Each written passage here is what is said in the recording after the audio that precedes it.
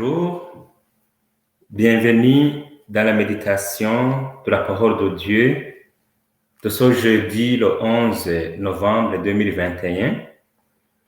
Et aujourd'hui, nous allons méditer à l'Évangile selon Saint Luc, le chapitre 17, du verset 20 au verset 25. Mais je vous rappelle aussi qu'aujourd'hui, l'Église nous propose de faire mémoire de Saint Martin de Tours. C'était un évêque qui a beaucoup œuvré pour l'évangélisation des campagnes. Alors, nous allons entendre la parole de Dieu que nous allons essayer de méditer aujourd'hui. Le Seigneur soit avec vous et avec votre esprit. Évangile de Jésus-Christ selon Saint Luc. Gloire à toi, Seigneur. Le roi des rois, c'est Jésus, le bon pasteur. Alléluia, alléluia, alléluia,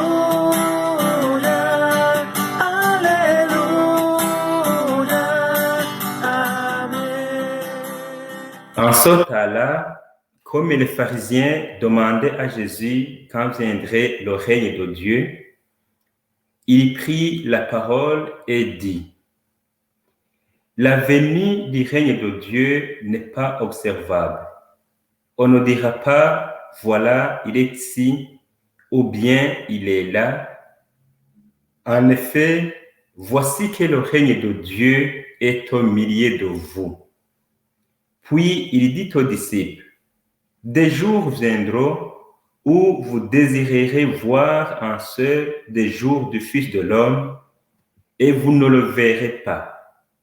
On vous dira, voilà, il est là-bas, ou bien, voici, il est ici. N'y allez pas, n'y courez pas. En effet, comme l'éclair qui jaillit illumine l'horizon d'un bout à l'autre, ainsi le Fils de l'homme, quand son jour sera là. Mais auparavant, il faut qu'il souffre beaucoup et qu'il soit rejeté par cette génération. Acclamons la parole de Dieu. Louange à toi, Seigneur Jésus.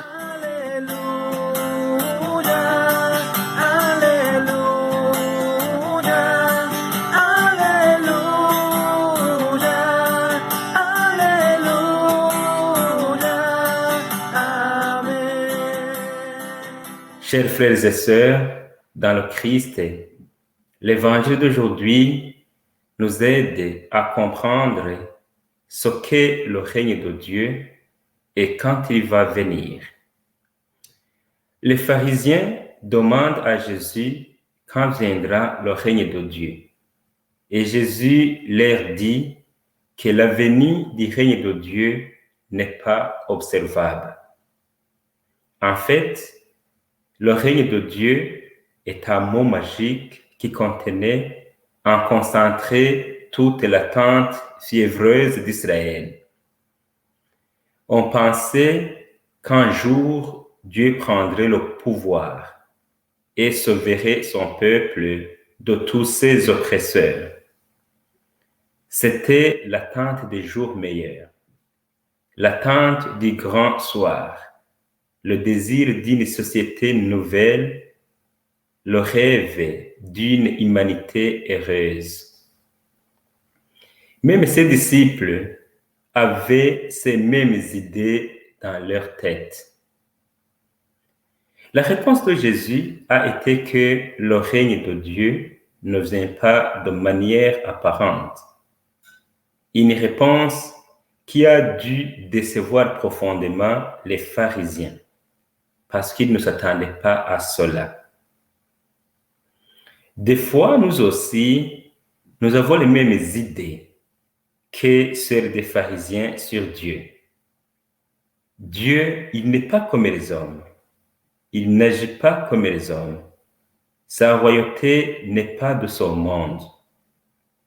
Dieu règne d'une manière discrète et modeste, mais sûrement. C'est souvent notre tentation de vouloir voir la réaction de Dieu comme celle des hommes.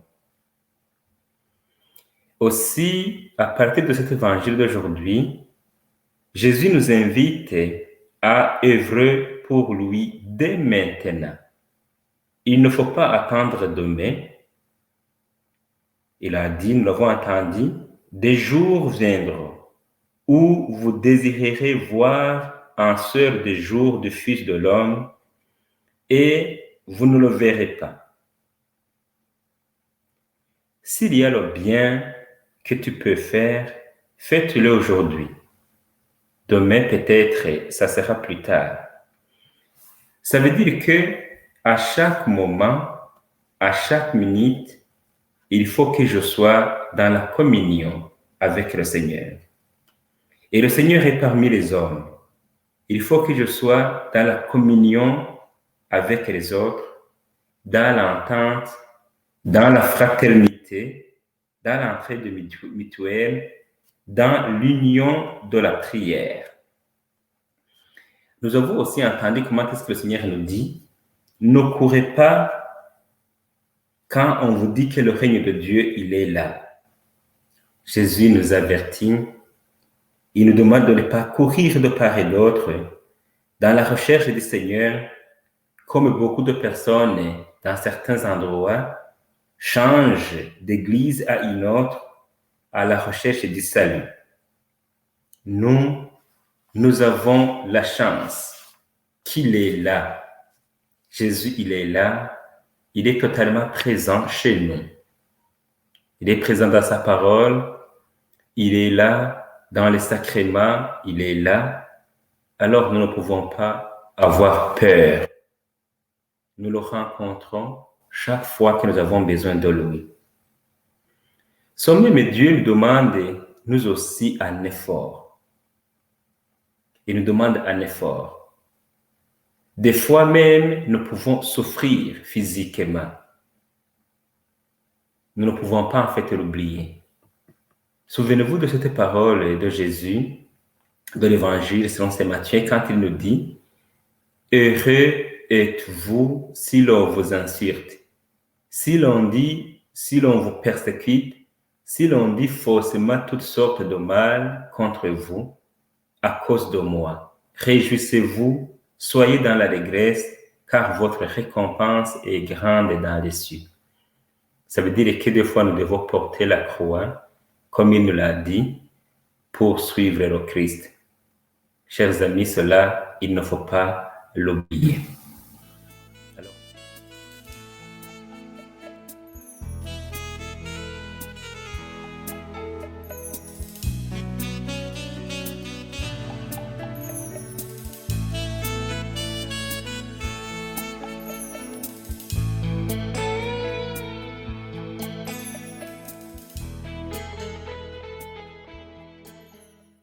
Seigneur Jésus, merci pour cette parole que tu nous donnes aujourd'hui.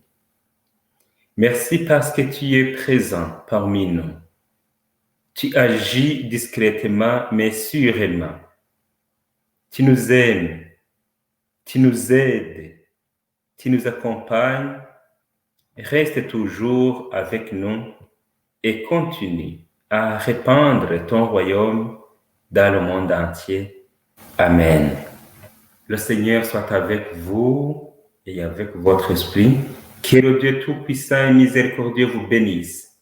Le Père, le Fils et le Saint-Esprit. Amen. Merci.